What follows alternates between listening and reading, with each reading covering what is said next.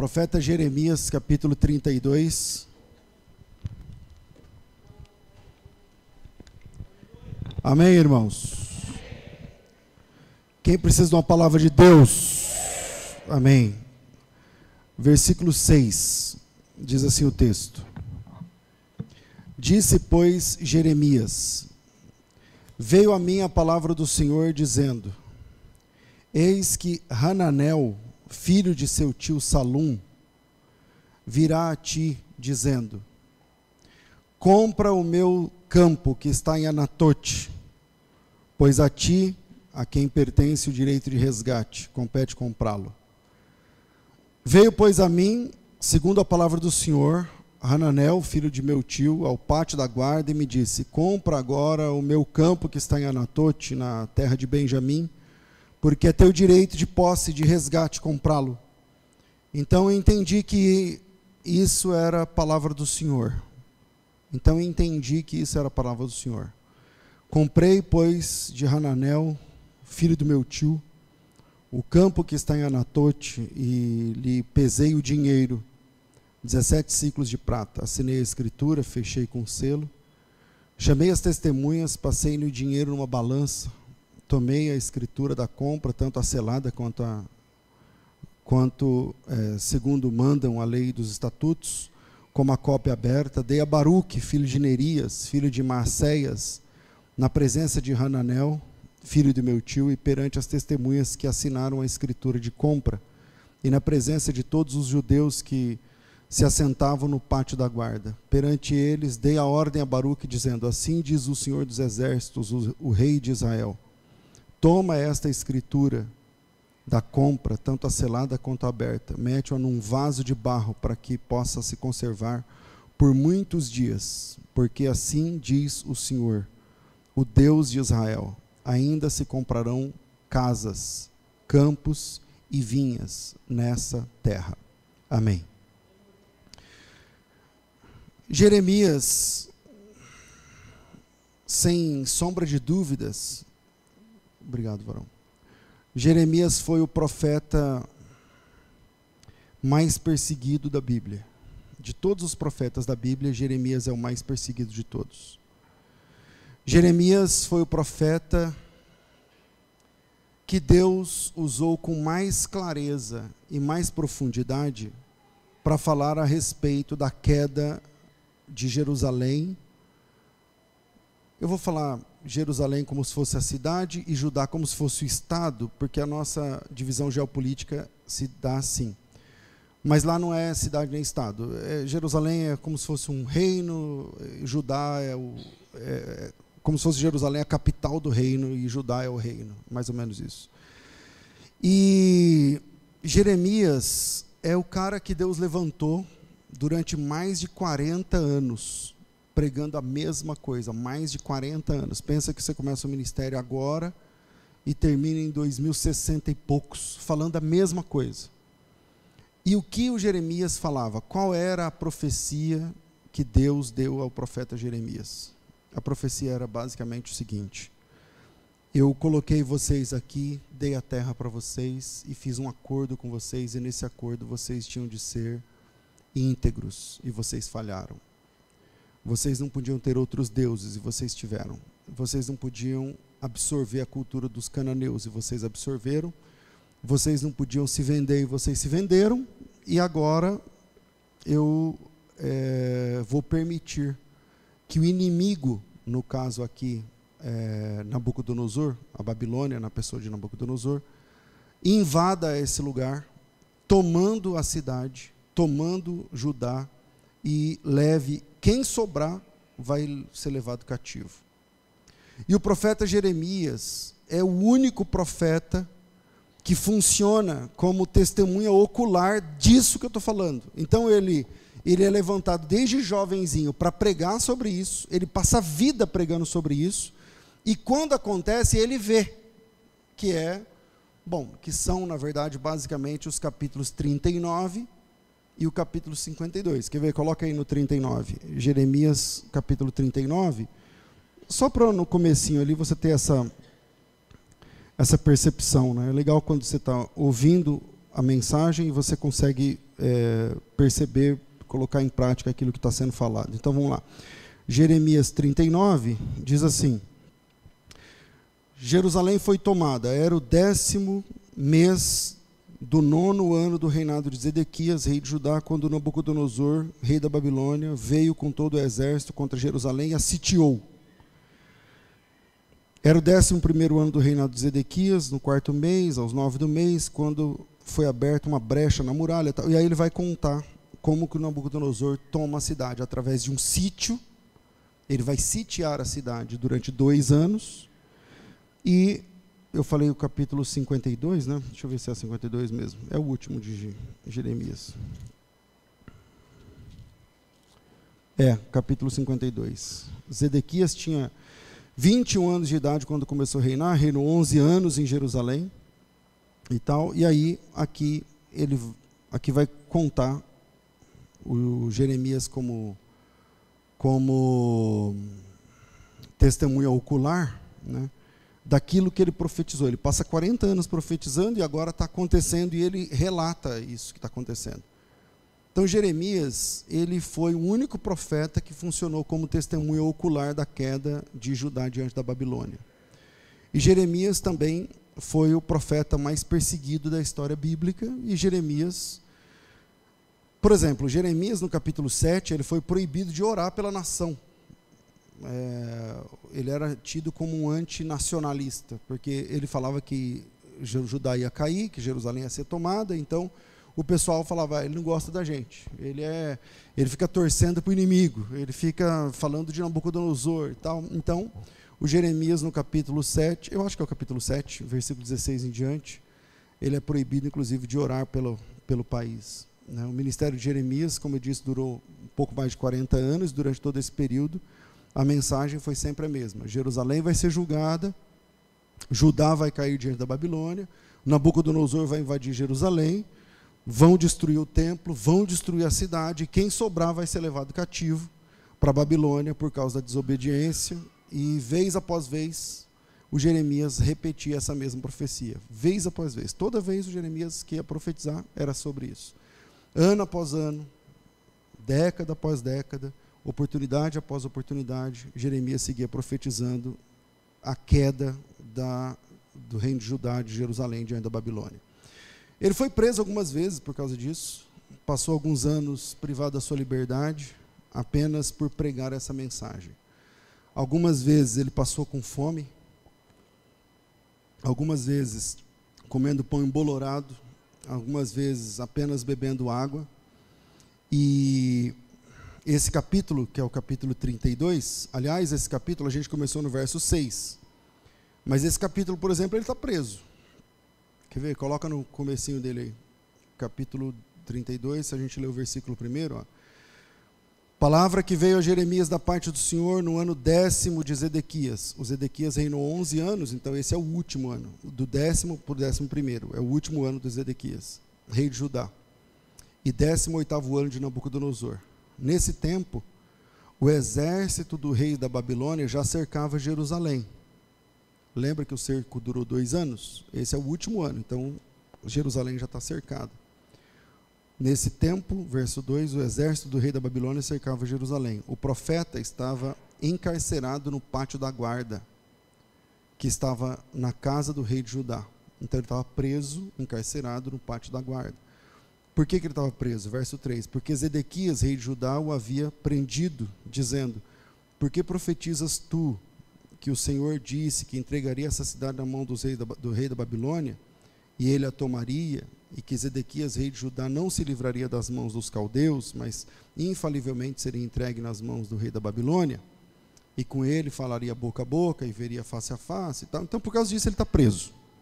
Ele está preso, basicamente, por conta da sua profecia. Esse capítulo começa com ele preso, e antes de invadir Jerusalém, o Nabucodonosor organiza um sítio de 2 anos. É importante a gente saber disso, para a gente entender o que vira a cidade durante 2 anos de sítio.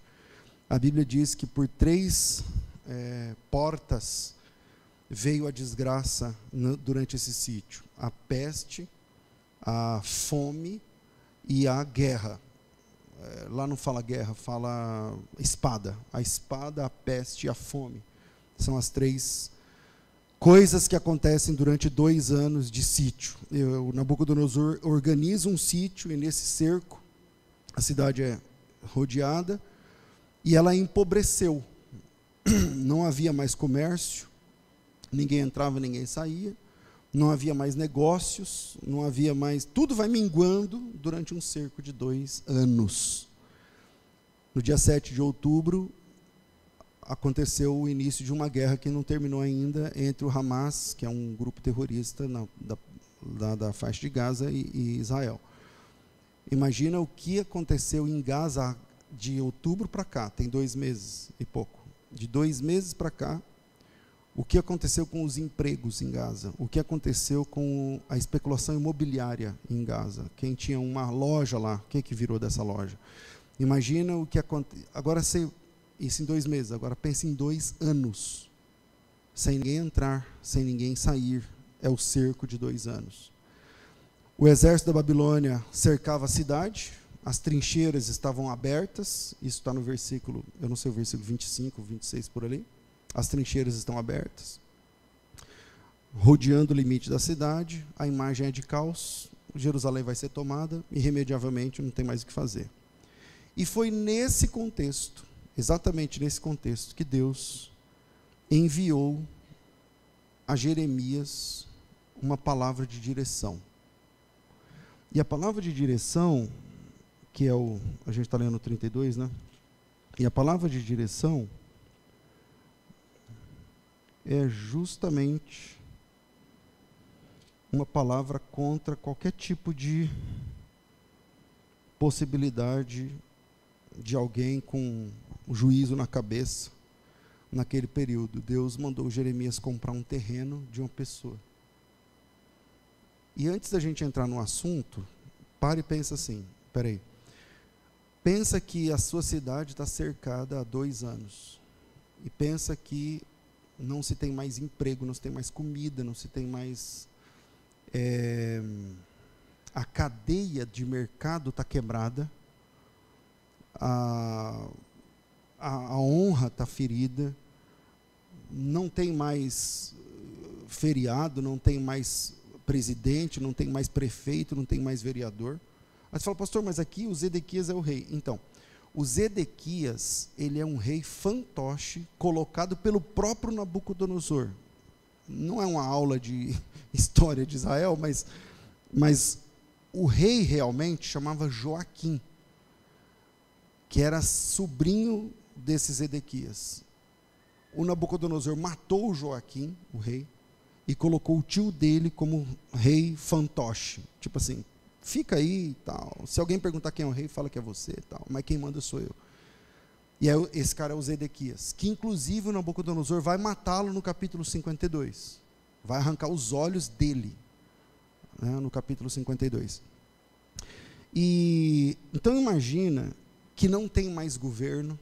Imagina agora que você mora numa cidade que não tem mais governo, que está cercado, que alguém vai invadir, que já está, a invasão já está resolvida, né? Já ninguém entra, já ninguém sai, já ninguém viaja, já ninguém compra, já ninguém vende. E imagina que você, nessa cidade, você tinha 2 terreninhos aí para vender. Quanto vale o seu terreno agora? Não vale nada. Por quê? Porque a especulação imobiliária é a primeira que sofre no meio de uma guerra. Imagina uma guerra onde o lado que você faz parte é o lado que perdeu, é o lado que está sendo invadido. Então, nesse contexto, o seu terreno, que custava 300 mil reais, agora não vale nada, né? Quem é que vai comprar um terreno seu, se a cidade que você está vendendo o terreno está sendo invadida por um cara de outra nação? Esse terreno vale um monte de capim seco, pegando fogo no meio do vendaval. É o que vale esse terreno. Por quê? Como eu vou comprar esse terreno agora? Vou dar um exemplo. Recentemente, a Venezuela tem passado por maus bocados. Eu estou falando antes do Juan Guaidó, agora, e essa briga de presidentes e tal, que não é o caso aqui.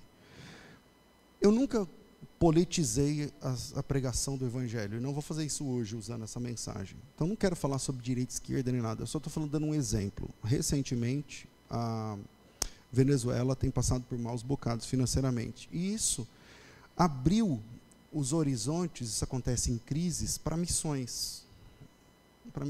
Então, algumas entidades missionárias, algumas delas eu ajudo, conheço, invisto, enfim, começaram a comprar terras lá na Venezuela, porque ficou barato.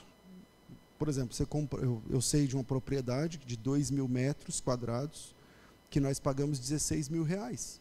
Então, você fala assim, R$16.000. Em 2.000 metros quadrados, no centro de Caracas, é barato, não é? Então, vamos investir? Vamos. E aí a junta não vou falar os nomes, aí foram lá, compraram o terreno. Legal, assinaram, não sei o quê, ajudamos, divulguei na rádio, não sei o quê, tal. O que acontece? O governo foi lá, tomou o terreno. Então, 16 mil é barato? É barato para um terreno de 2.000 metros. Mas agora não é mais nosso o terreno, então perdeu. Por que perdeu? Porque o contexto é incerto. Não dá para investir, você vai investir o seu dinheiro, você juntou, e você vai investir o seu dinheiro num negócio que você sabe que está sendo invadido, está trocando o rei agora, como é que vai fazer? Bom, nesse contexto de invasão, de mudança de regra, de guerra e de tudo mais, o Jeremias está preso, e Deus fala assim para o Jeremias, vai vir um primo seu aí, e vai oferecer para você um terreno. Vai oferecer para você um terreno, um campo, em Anatote. A gente fala Anatote, né? Anatote. Esse lugar é em Jerusalém, a mais ou menos, que distância? Daqui, da igreja, até mais ou menos a margem da Anhanguera. Isso dá uns 3, 4 quilômetros, não dá? Mais ou menos? É isso aí.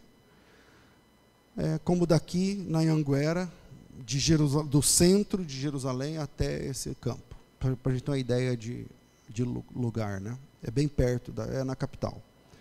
E aí, Deus fala assim para Jeremias, você está preso por falar a verdade, você está preso por pregar minha palavra, tudo que eu falei para você que ia acontecer há 40 anos, está acontecendo, já começou, é irremediável, não vai ter volta, a cidade já está cercada e vai cair, e o Nabucodonosor vai invadir. E tudo isso aqui vai deixar de ser de judeu e vai passar a ser da Babilônia. Só que eu tenho uma missão para te dar. E aí ele, qual é a missão? Vai vir um primo seu aí querendo vender um terreno para você. Lógico que uma hora dessa todo mundo quer vender a preço de banana, porque... E aí ele falou assim, quando ele oferecer o terreno para você, você compra o terreno. Compra o terreno. E aí o Jeremias fala, mas como eu vou comprar um terreno? Vocês estão entendendo, né? Como eu vou comprar um terreno numa terra que está condenada a ser invadida e a trocar de dono? É o pessoal que comprou o negócio lá da Venezuela. Aí compramos, pegou a escritura, pegou o documento. Aí trocou o rei lá, o negócio, falou, agora não é mais de vocês, acabou, é do governo. Aí você vai falar o quê? O que você vai falar? Não, eu tenho meu advogado. Você até pode tentar, mas é direito internacional. Não é mais, perdeu. Pastor, o que a gente vai fazer? Eu falei, a gente vai ficar com prejuízo. Sério? A gente fica mais barato. A gente só perdeu 16 mil e acabou. E aí Deus fala para Jeremias, quando o seu primo vier, filho do seu tio, ele vai aparecer vendendo um terreno e você compra esse terreno. Aí o Jeremias, mas peraí, o único dinheirinho que eu tenho, né? Eu sou o cara que estou pregando que vai invadir, que estou pregando que vai dar tudo errado, eu estou falando que o Nabucodonosor vai invadir, e agora que o Nabucodonosor já cercou, o senhor quer que eu pegue o meu último investimento, meu rico dinheirinho, e coloco nesse terreno? E Deus diz para ele, você vai comprar o terreno, e não apenas comprar, você vai comprar, vai registrar a escritura, vai tirar 2 vias, vai no cartório, o cartório fechando, né? Ninguém mais respondia e tal. Falou, não, vai lá, fala que você quer o papel, fala que você quer a escritura, tira em 2 vias, guarda num pote, tampa com a cera na boca para durar muito tempo, não sei o quê. E aí, lendo esse texto essa semana, eu lembro que alguns anos atrás eu falei sobre isso também. Eu queria deixar para você alguns pontos para a gente pensar. E o primeiro é o seguinte: semeaduras são opcionais, mas as colheitas são obrigatórias.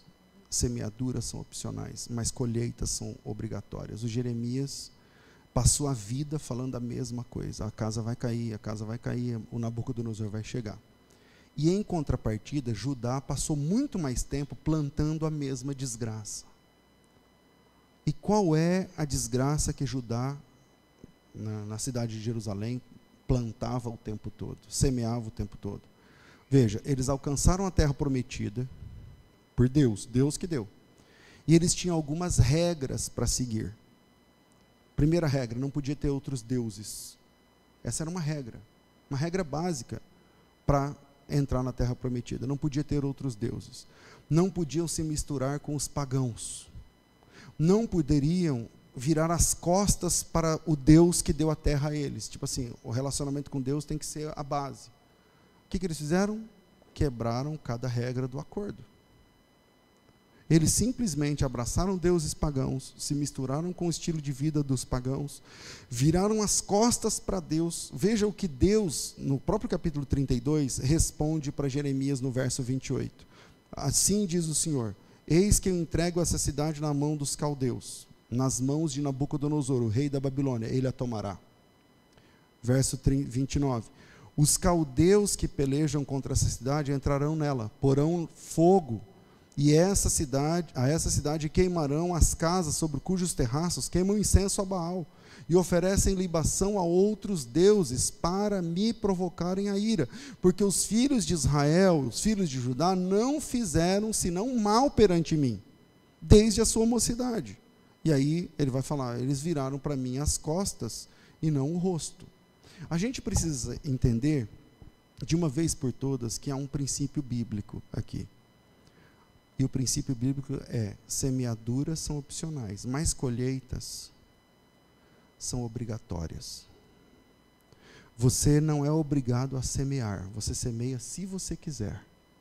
Mas uma vez semeado, a colheita não depende mais de você. Esse princípio é bíblico. Isso vale desde investimento na obra de Deus, que a Bíblia diz lá: quem semeia pouco, pouco também ceifará, não sei o quê. Inegavelmente ele também, veja, nós somos da Genuína, e aqui na Genuína não se fala de dinheiro de igreja. Só que lá em Coríntios capítulo 9, fala que Deus abençoa sim aquele que investe na obra de Deus. Deus aumentará a vossa sementeira. Quem aqui já viveu uma provisão sobrenatural de Deus nessa área, levanta a mão. Pronto, a maioria de vocês. E quem não viveu, eu convido você a viver. É só semear, é só investir. Esse princípio alcança tudo, desde o investimento na obra de Deus, que não é a tônica do Evangelho, mas é um princípio bíblico, até a sua vida espiritual, seu casamento, seu emprego, sua empresa, seu futuro. Você planta e depois você colhe. Deve ter gente aqui com a língua para fora para conseguir pagar a faculdade. Pastor, não aguento mais, não sei o quê. Pois é. Mas você está plantando, meu irmão. Daqui 5 anos, você já passou com dívida ou sem dívida, você vai trabalhar com aquela capacitação que você alcançou, com aquele diploma que você tem, e você vai ter outro faturamento do que você tem agora. Você está plantando agora. Plantar dói, plantar custa. Mas a colheita não é mais opcional, a colheita é obrigatória. Veja, qual é a principal cidade da Bíblia, igreja? Qual que é? Pelo amor de Deus, qual que é a principal cidade? Jerusalém. A Jerusalém que Davi edificou, a Jerusalém que Deus aprovou, a Jerusalém onde Deus aceitou o templo, a Jerusalém, a cidade do grande rei, que a Bíblia diz. Mas aqui, essa mesma cidade está condenada a ser tomada, destruída e pisada pelos pagãos por 70 anos. E os cidadãos condenados ao exílio, esses cidadãos que sobrarem vivos, serão condenados ao exílio, que Deus irá espalhar por todas as nações do mundo. Essa é a profecia terrível contra Judá que acabou acontecendo. E é uma pena ler o livro de Jeremias e ver como as pessoas pareciam surdas ao que está acontecendo. O Jeremias falando, mas parece que não adiantava nada. Ainda hoje a cena se repete. Quantas vezes eu tive de aconselhar casamentos, que quando terminou, eu volto no carro falando para a Vanessa, esse casamento acabou. Mas não é acabou porque eu quero. Eu dei os conselhos, eu falei o que a Bíblia diz, eu li o que a Bíblia fala, eu falei o que Jesus manda.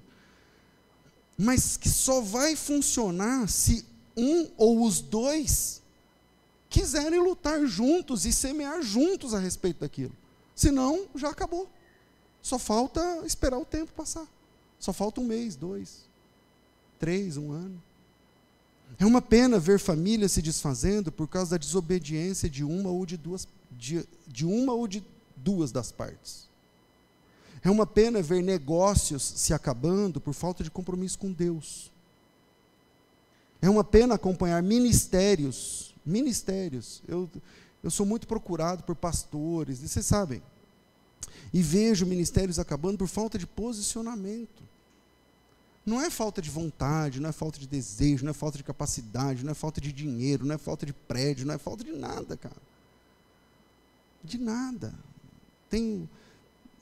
Bom, não vou entrar nesses méritos, mas é o que o princípio bíblico ensina. Semear é opcional, mas colher é obrigatório. Jeremias disse assim: não tem mais volta, vocês vão colher o mal. Vocês plantaram, agora não tem mais saída. Jerusalém vai ser invadida, o templo vai cair, tudo vai ser arrasado, os pagãos pisarão na cidade, e vocês serão levados cativos por 70 anos. Durante 70 anos, Jerusalém será pisada pelo iníquo, e isso não está aberto para negócio. Aí você fala assim: pastor, o que isso tem a ver com a compra do terreno? Isso nos leva ao segundo ponto.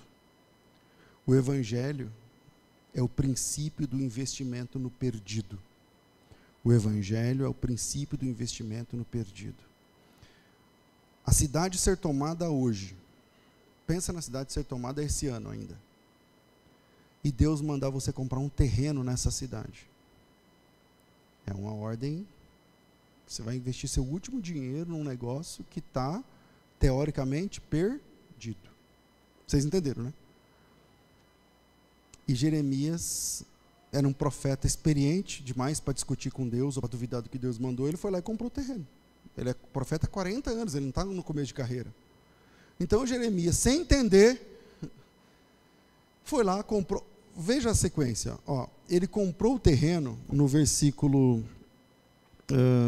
9 em diante.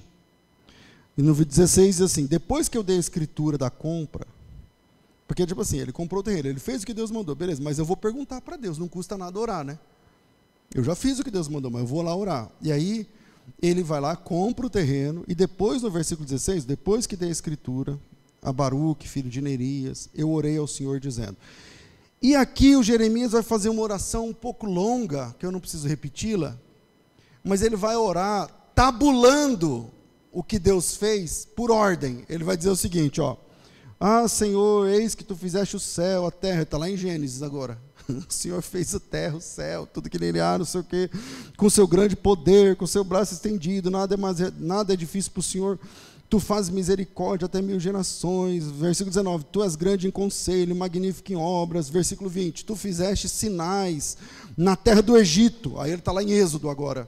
O Senhor fez sinais lá no Egito, lá as 10 pragas, não sei o que lá, até hoje, tanto Israel e tal, todo mundo, e o Senhor adquiriu essa fama e esse nome. Versículo 21, o Senhor tirou o seu povo do Egito, estamos lá em Números, né, Deuteronômio, o pessoal no deserto, caminhando tal, com sinais, com maravilhas, com o seu braço estendido, com grande poder, e lhe deste essa terra. Estamos lá em Josué agora, quando Josué entra com o povo na terra, você está entendendo? Ele está narrando, tabulando as obras de Deus. O Senhor deu essa terra com juramento, que meteste os nossos pais nessa terra, terra que mana leite e mel e tal. Entraram nela, mas não obedeceram a sua voz. Estamos agora em Juízes, quando o pessoal faz o que quer. E aí, depois dos juízes, entram os profetas. Então ele começa a dizer, o Senhor colocou eles na terra, mas não deu certo. Eles não obedeceram a sua voz, não andaram na sua lei. Tudo que o Senhor mandou que fizesse, não fizeram. E por causa disso veio todo esse mal. Semeaduras versus colheita. Então eles agora estão colhendo, veio todo esse mal. Verso 24. Mas eis agora, na versão que eu tenho aqui, fala diferente da que eu tenho aqui. Na que eu tenho aqui fala as trincheiras, na que eu tenho aqui fala as rampas. Eis agora as trincheiras já atingem a cidade. Ou seja, qualquer criança, há 40 anos atrás, Jeremias começou a falar, vai acontecer isso. Todo mundo achava que ele era doido. Agora Jeremias está preso, mas todo mundo acha que ele é doido? Acha, mas lá fora já tem as trincheiras. Tudo que o Jeremias falou estava acontecendo. Versículo 24. Eis aqui as trincheiras já atingem a cidade para ser tomada. A cidade já está entregue na mão dos caldeus, verso 24. Que pelejam contra ela pela espada, fome e peste. As 3 portas de desgraça que eu falei agora há pouco. A espada, leia-se que é a guerra, né, militar. A fome, por conta do cerco. E a peste, por conta da falta de saúde, de higiene, de movimento e tudo mais. O que disseste realmente aconteceu como tu o vês. Contudo, o Senhor Deus me disseste, compra um campo por dinheiro. O que o Jeremias está falando é o seguinte, Senhor, eu obedeci o que o Senhor falou, eu comprei o terreno. Mas tudo que o Senhor falou vai contra esse investimento. Se a cidade vai cair, por que eu tenho que comprar um terreno? Se a cidade vai ser tomada, por que eu tenho que investir aqui? Se o rei vai ser outro, se o dono vai ser outro, por que eu tenho que pegar meu dinheiro no banco e investir num projeto que eu já sei que não vai funcionar?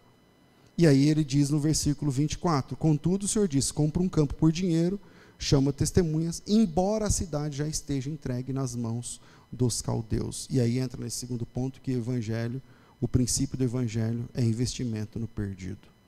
Obviamente que num contexto de guerra, fome, peste e miséria, os imóveis desvalorizam como nunca. E Deus manda Jeremias comprar, pegar o dinheiro, pagar, resolver a questão da escritura, né, pegar o documento, no exato lugar que estava sendo tomado pelo Nabucodonosor. Por que Deus mandaria o profeta jogar dinheiro fora num projeto fadado ao fracasso? Qual é a ideia? Eu já sei que semeadura é opcional, já sei que colheita é obrigatória. Então o que Deus quer ensinar para mim, e o que Deus quis ensinar para o profeta Jeremias com isso? Você investe o que você pode, e Deus se responsabiliza pelo que só Ele pode fazer. E esse é um princípio aqui. É possível uma restauração em Judá? Humanamente falando, não. É possível um retorno a Jerusalém? Humanamente falando, não. Vê aí a guerra da Crimeia, vê aí as guerras. Quando um toma o outro, acabou. É possível um retorno? Humanamente falando, não. Na realidade, para que a cidade voltasse, para que os judeus voltassem, para que a paz reinasse, só um verdadeiro milagre, mas um milagre tipo milagre mesmo. E aí chega Deus e fala para ele assim, então, eu quero ensinar um princípio para você, Jeremias, um princípio de investir no que está perdido. Porque o evangelho é sobre investir no que está perdido. Jesus não salvou você porque você é bonitinho. Jesus não salvou você porque você valia a pena. Jesus salvou você porque você estava perdido. E esse investimento veio de Deus. Não tem nada a ver comigo. A Bíblia diz que não vem por obras para que ninguém se glorie. Aliás, o evangelho é sobre investir e podermos ver o milagre depois. Por exemplo, o filho pródigo. Qual é a história do filho pródigo? O filho está perdido já dentro da casa do pai, não é? Porque a conversa dele já é de perdido. Se a herança só pode ser retirada, só pode ser reclamada depois da morte, e o filho quer antes, esse menino já está perdido em relação ao pai. Ele já está perdido em relação ao pai dentro da casa. E aí, olhando para a história do filho pródigo, o pai investe no garoto sem ter a obrigação. Porque o direito está ao lado do pai. O pai podia falar para eles, não, o dia que eu morrer você pega metade, briga com o teu irmão. Na hora que eu morrer, entra vocês dois num quarto, quem sair vencedor vende o que quiser. Que acho que é o que eu falaria, se meu filho ou minha filha falasse isso para mim agora. Pai, me dá metade, não sei o quê. Entra vocês dois lá, quem for maior engole o outro. Porque eu estou vivo. Esse é o direito do pai, esse é o direito legal. Mas o que o pai faz? Ele investe naquele garoto perdido e espera que o milagre aconteça tempos depois. Porque o evangelho é sobre investir no perdido. O evangelho é sobre investir no perdido. Às vezes, tempos atrás estava aconselhando um casal que acabou se separando. Ah, mas você acredita que pode mudar? Eu falo, olha, se eu não acreditar, eu tenho que arrumar outra coisa para fazer na vida, porque eu sou pastor. Eu sou crente, eu sou evangélico, entendeu? Eu vivo pregando o evangelho. Se eu não acreditar nisso, eu tenho que parar de fazer isso que eu faço e fazer outra coisa. Ah, mas todos os sinais estão apontando para o fim. É verdade, você tem razão. Todos os sinais. Mas o que é crer em Deus? O que é milagre? Milagre é crer contra a esperança. Se um milagre for explicado, a partir daquele momento ele deixa de ser milagre. Só é milagre porque ninguém consegue explicar. Só é milagre porque é contra a natureza. Só é milagre porque é contra a esperança. Jesus investiu em mim e eu não dava nada. Olha eu aqui pregando. Jesus investiu em você e olha você aqui pregando. Mas agora o que é ou onde é que Deus nesse texto está nos mandando investir? Porque a ideia é a seguinte, a casa já caiu, o Nabucodonosor já cercou, é só uma questão de tempo. E aí Deus fala assim, compra o terreno aí dentro, investe aí dentro, gasta seu dinheiro, invista um pouco mais. Aí você fala assim, tá, mas ele vai tomar? Vai. Tá, eu vou investir, eu vou colocar meu dinheiro, mas o Nabucodonosor vai entrar? Aí Deus fala, vai. Tá, eu vou perder? Vai. Então por que Deus está mandando a gente investir numa coisa que parece que vai perder?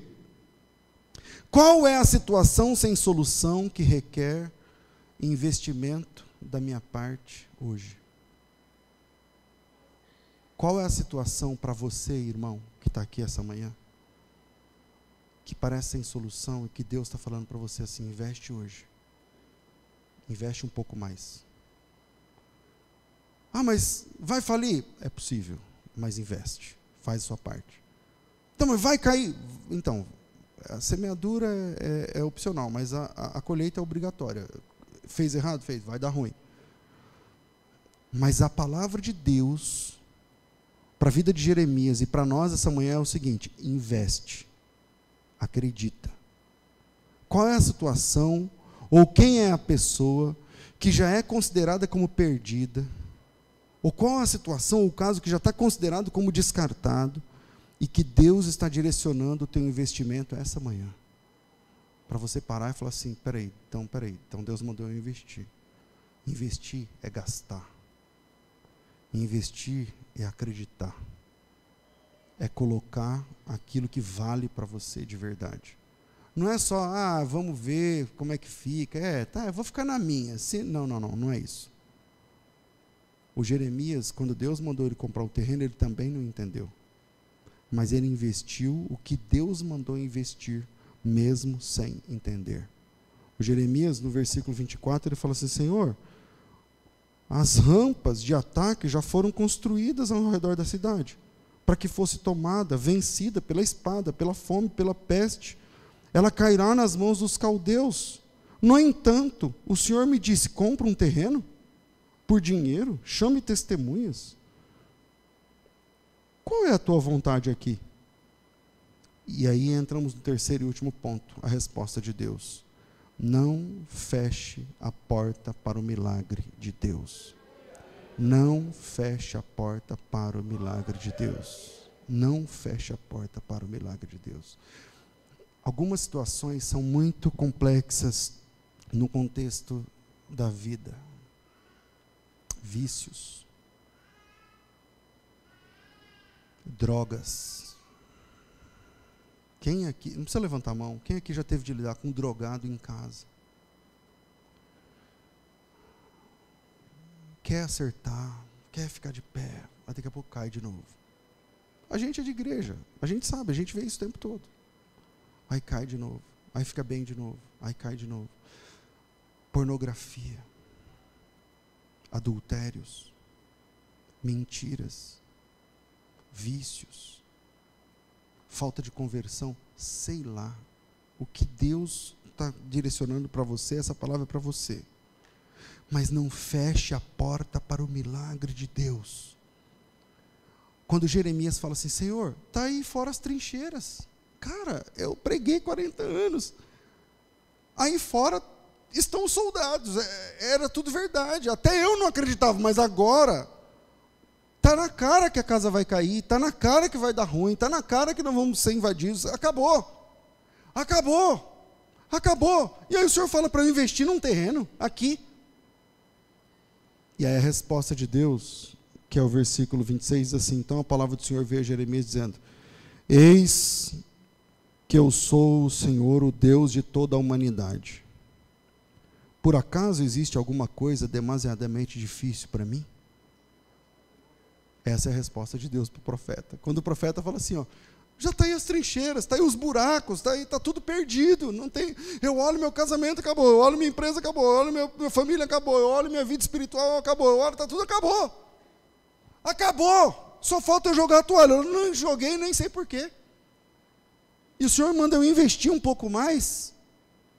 E a resposta de Deus para Jeremias é assim, Jeremias, você me conhece há quanto tempo? Aí Jeremias, desde o começo. Então, existe alguma coisa que é muito difícil para mim? E Jeremias, a resposta óbvia é não. Não há nada demasiadamente difícil para o Senhor. Portanto, assim diz o Senhor, eis que entregarei essa cidade nas mãos dos caldeus, na mão de Nabucodonosor, rei da Babilônia, e ele a tomará. Os caldeus que lutam contra essa cidade entrarão nela, porão fogo nessa cidade. Em outras palavras, o que Deus está dizendo é o seguinte, ó, você disse que a casa ia cair, não é? Vai cair. Eu não estou dizendo que eu vou fazer um milagre antes de cair. Não, vai cair. Mas o que eu estou dizendo é que eu sou poderoso para fazer milagre até depois que a casa cair. Até depois que passar o mal.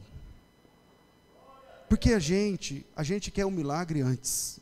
A gente quer que ninguém assine o divórcio. A gente quer que não seja dado diagnóstico. A gente quer que não seja aberta a concordata. A gente quer que não seja aberta ou fechada a empresa. A gente quer que não seja, não saia do grupo X. A gente quer que mantenha. E a gente luta até manter. Só que o primeiro ponto fala que de colheitas e semeaduras. As coisas que foram semeadas aqui culminarão no término. As coisas que foram plantadas aqui, regadas aqui, são contra Deus e por causa disso vai cair. Não vai ter jeito, vai cair.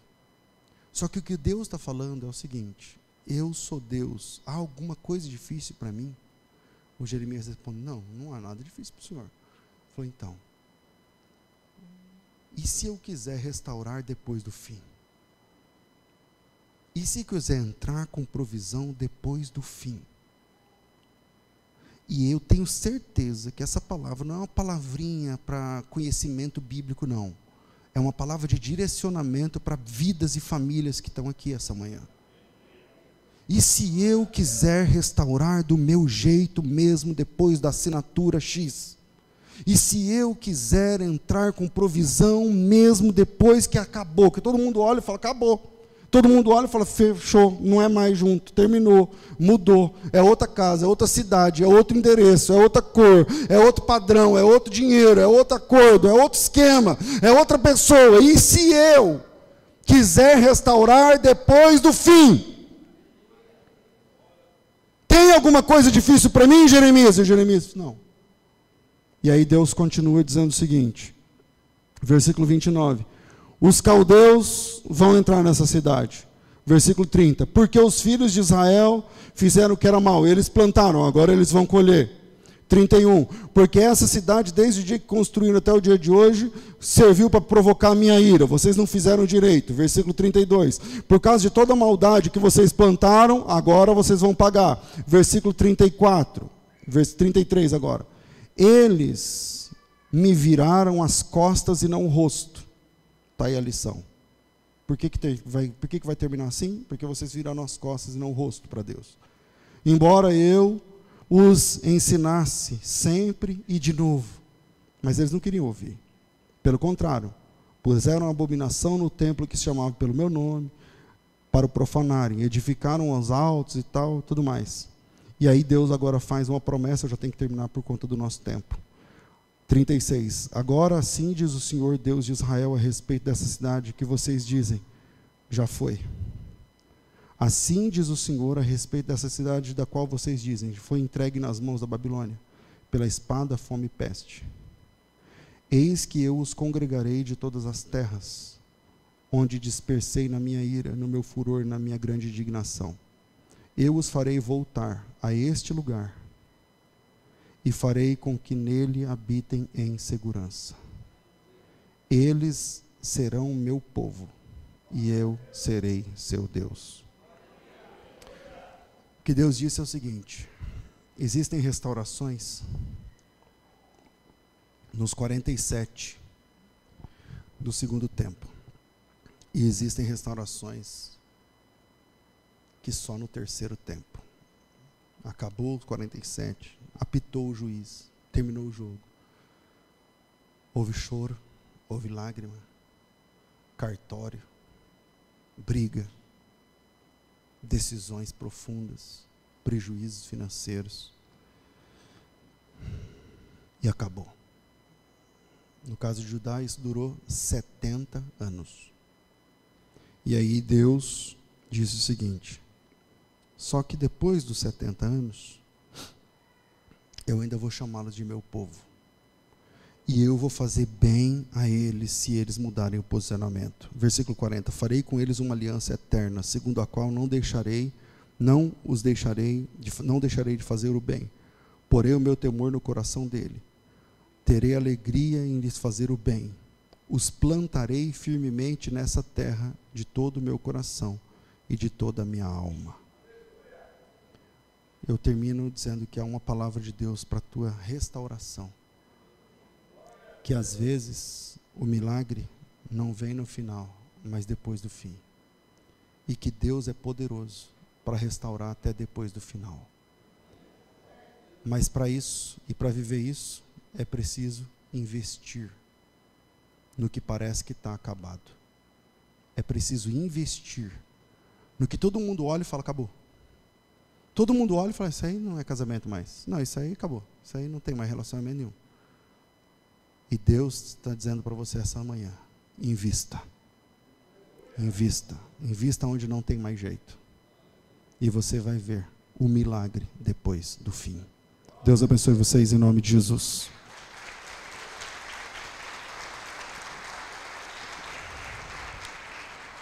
Vamos ficar de pé, meus irmãos. Abra sua Bíblia. Bom, a gente vai fazer primeiro o momento do ofertório, porque hoje tem um monte de coisa para a gente fazer e a gente já concluímos.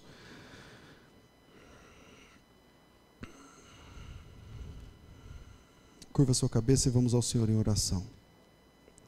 Pai Santo, nós te louvamos em nome do Filho Jesus. Obrigado por essa palavra, pela tua direção. Em nome de Jesus, que essa palavra dê frutos nas vidas aqui presentes e que entenderam o direcionamento do Senhor e que viverão milagres até depois do fim. Em nome de Jesus, agora no momento do ofertório, abra nossa mente, nosso entendimento, nosso coração para investirmos na tua obra, no teu reino, a partir da nossa comunidade, para que essa e outras portas continuem abertas e o teu nome continue sendo glorificado através desse ministério, em nome de Jesus. Amém. Amém. Você que vai fazer a oferta com um envelope, é só levantar a mão.